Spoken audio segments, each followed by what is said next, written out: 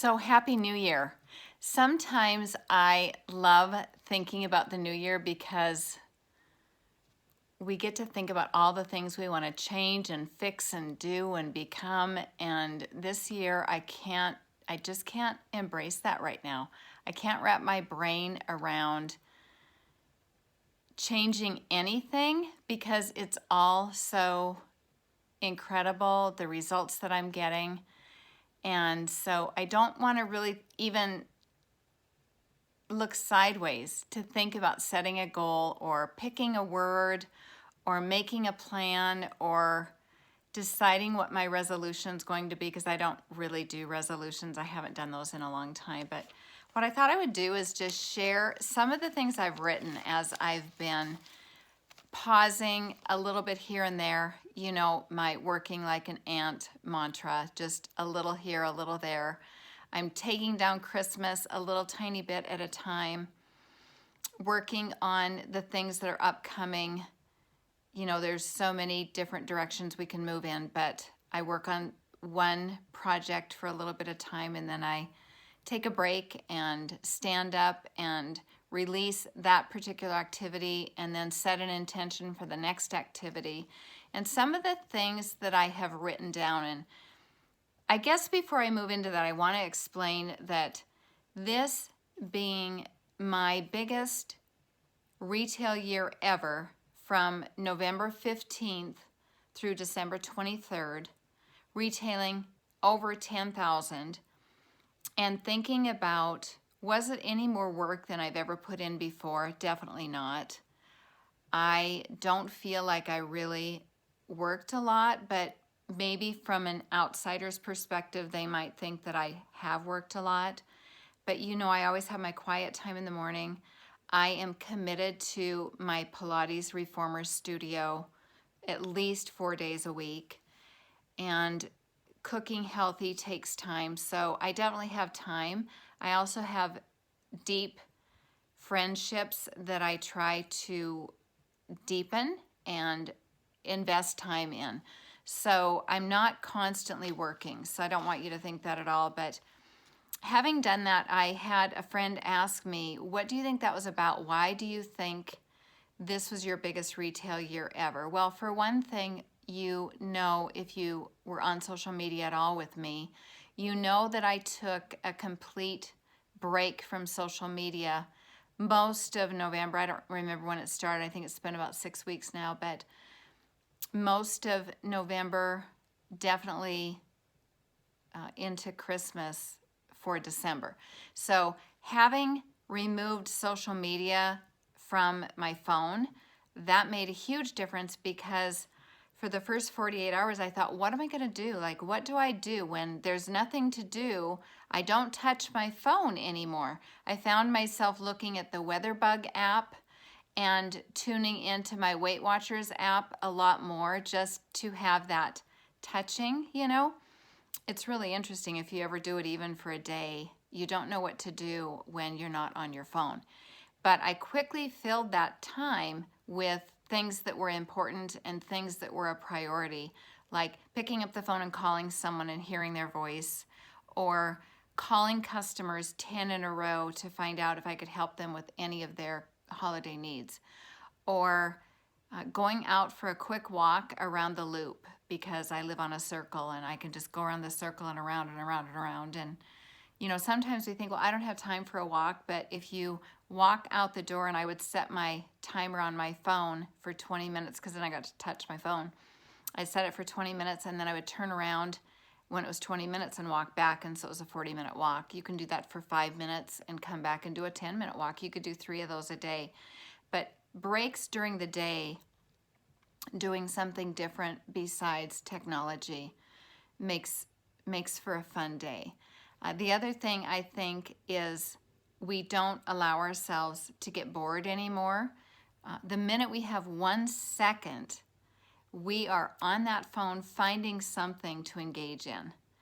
And so having none of that, because my email and my texting was done at specific hours, so you know, from 8 to 9:30, and I had specific chosen hours, and that freed me so much that I learned again to be present to the people, to listen to their every need, to be able to attend to that, to become once again a world-class problem solver for their skin, and if needed, for their life in the way of something that Mary Kay could provide, or something that my education through my almost 34 years in Mary Kay, if I could help them with a problem through what I've learned, then I could actually take the time and spend it, not be rushing off to, I better check to see who called, I better check to see if I got any more likes, or maybe someone commented, and maybe that post I put on about the deep wrinkle filler, 47 people bought it.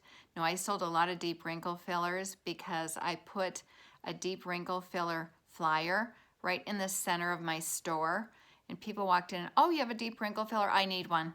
I'm like, well, do you even know what it, no, I just need one. So a couple reasons why I think women are so excited about Mary Kay right now. And I didn't think about this 33 years ago when I signed my agreement. I didn't think about this 10 years ago. I didn't know, and Mary Kay Ash didn't know, that there would be such a drive from every media source in our world that would drive us and push us to looking younger, to looking better, to being prettier, to having our teeth look whiter, to having no lines on our face. The media has done this for us so that we can meet with people and lead them into a product line that will solve every problem they ever thought they had about beauty. We can do that. And so we didn't know that there would be such a need, and that we would actually be one notch below surgery or med spa treatments. Like, we are there with no pain. We can provide that long-term results with no toxicity. We have everything they need. And so we just have to get up every day and remind people that we exist with a phone call. We can't be trying to market in the most cluttered arena that is social media. So we need to market in places that aren't cluttered. And the least cluttered form of marketing, of course, is mail. You know, getting a piece of mail that's like a little card. No one can compete with that. Or a phone call. People answer their phone. They still answer their phone, just so you know. You don't have to text them and say, hey, can I call you? You just can call them and they actually pick up. And you don't have to find the best time or anything. It's just like people answer their phone. So we are the second fastest growing industry in the world right now, next to medicine. So we're in the right place at the right time, always have been. People are tired of their cosmetic graveyards. They're tired of spending a ton of money to find something great. So that puts us in the right place at the right time. We can customize a skincare program, a routine that is maxed out on aging, or that's all natural, or a combination of all natural, because most of my repair clients that I saw over the holiday time all purchased the nourishing oil and the moisture stick, the moisturizing stick in the natural line. So, you know, when you look at having a Cosmos certified EcoCert label on your product, it's pretty much, it's internationally approved. Nobody can touch it, you know. So it's just us getting out and getting the word out to women who already know they need what we have. We don't even have to convince or inspire. We have to do nothing but show up. We used to have to kind of convince for someone to have a facial or to try our products. We used to have to just inspire. We don't have to do either. No convincing, no inspiring, just wander around with your Mary Kay pin on, and people go, oh my gosh, I heard about Mary Kay, and like, you can help me. And so embrace that and start utilizing that. So that's something that I wanted to share, and I'm super excited about it. I have been for a long time, but this is maxed out need for us. Okay, the next thing that I wrote down, and I think this is so valuable for the new year. We always want to create more. We want to dream bigger. And of course, we want to access all that God has for us. So whatever your purpose is, we want to access that. And I am very aware that me being placed in the Griffin National Area under the tutelage of Dolly Griffin and all of her sales directors that have come before me, that I looked up to, that mentored me, I am very aware that that was all an act of divine grace and divine providence to be placed in that fertile soil so that I could make my dreams come true. And you were placed in the very same national area. And so what we need to think about is, all of that being said, we need to look at the impact that our lives are going to have on other people by paying attention to being planted in that fertile soil and all the dreams that we've been given. But what has to happen in all of that is we must make one decision, just one decision, and stick to it. Because every day there's something new, something more we can chase, something bigger we can follow, someone new we can listen to, some new podcast, something. When all it really takes is one decision with a very decided heart. A very decided heart. And then managing that one decision with little baby choices that follow it, along with, like the daily disciplines we all talk about, all of those things, but also the fact that we already committed to something. We can't have an option to quit. If I had ever had the option to quit, and oftentimes I did, and I hadn't had that decided heart, I wouldn't be here. I wouldn't be making a difference for the people that I make a difference for when they need me. And even I did new consultant training last night for our 2 new out-of-state consultants who are here currently, working with me personally. If I had decided it was okay to quit, if I weren't 100% in, one decision to commit, one decision, and then follow and manage those baby steps. If I hadn't done that, they wouldn't be in Mary Kay today. Okay, so quitting totally off the table. I took quitting off the table. Cannot quit on anything. Doesn't matter if it's Mary Kay or if it's my health or it's my relationship building. Quitting's not an option, and we have to become world-class problem solvers. And so once we do that, then we will tackle any obstacle in our way. We aren't going to tackle obstacles if there's an option to quit, because it's a world of quitting. It's a world of quitting because there's something new. Tomorrow we'll find something new.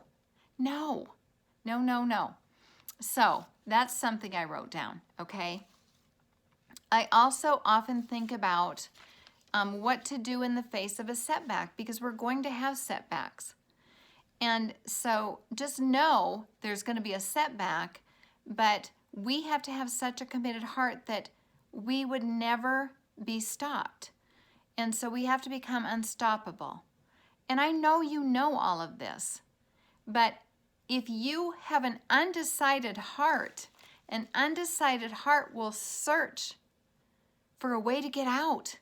So everything that comes up that's even the tiniest little obstacle, we're going to look at that as our out. It's like, okay, that's a sign that I need to get out. We will search for an escape if we don't have an ultra committed heart. And so an undecided heart, I don't have an undecided heart. I have a decided heart for everything in my life. I have a decided heart. But an undecided heart is the killer of your future. So think about that when you're prepping for your new decade, for your new year.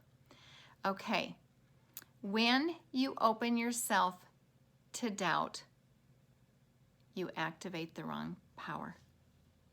Doubt, we don't have a place for doubt. We do not have a place for doubt. Okay, so that was something I was really focusing on. And then, I love this. I had to write this down. We know this, we've heard this 100 times, but people don't say yes to our products.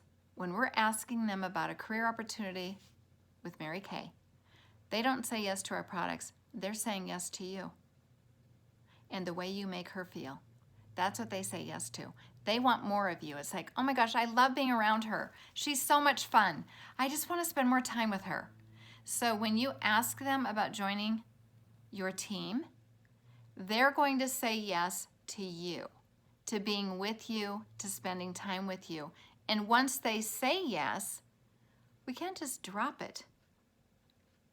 They said yes to being with you. So how much time are you spending with the people on your team? Are you hanging out with them? Are you doing fun things with them? Okay, so those were just some things I wrote down. And then the other thing I really want you to build into your plan for the new decade is time with community. And that means Mary Kay events for us, you know, career conference, seminar, leadership conference, weekly meetings, Zoom meetings, spending time with the people, going to the s'mores Christmas parties, going to the Saturday morning facial events. Run to community. Run, ladies. Don't walk.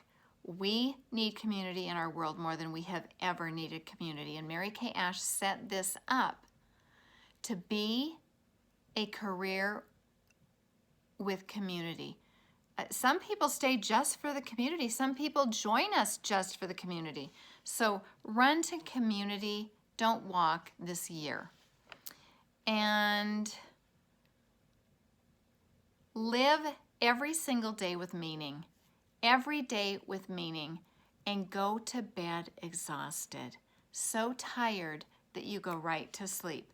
So those were a couple things. The other thing I want to share with you.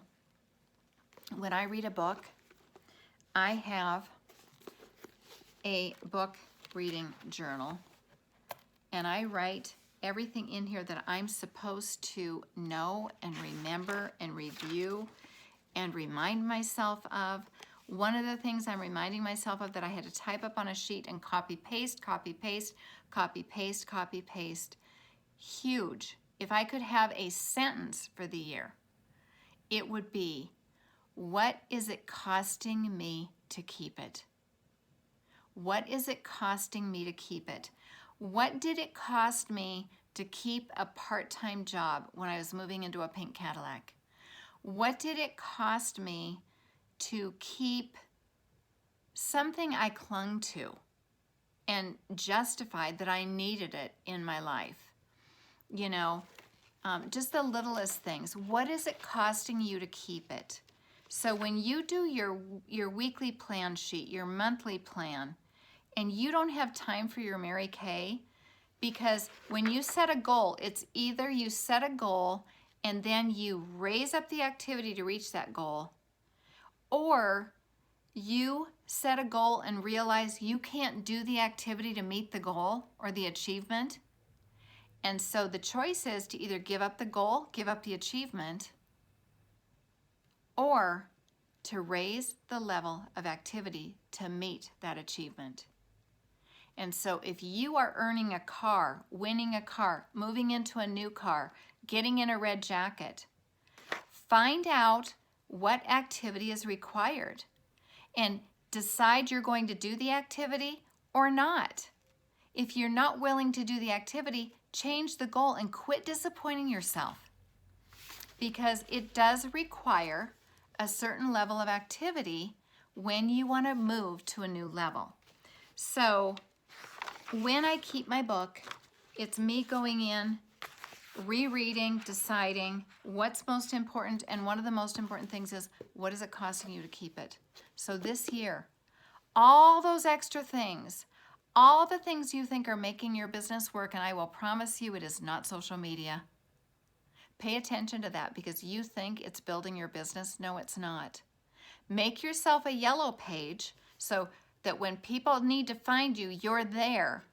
But that doesn't mean you need to be on it every day. They will reach out to you on Messenger, because that's what happens with me. So what is it costing you to keep it? What one decision are you going to make, and then manage that decision with little baby steps? And what is your new decade going to look like? What is your new year going to show up with, because you showed up?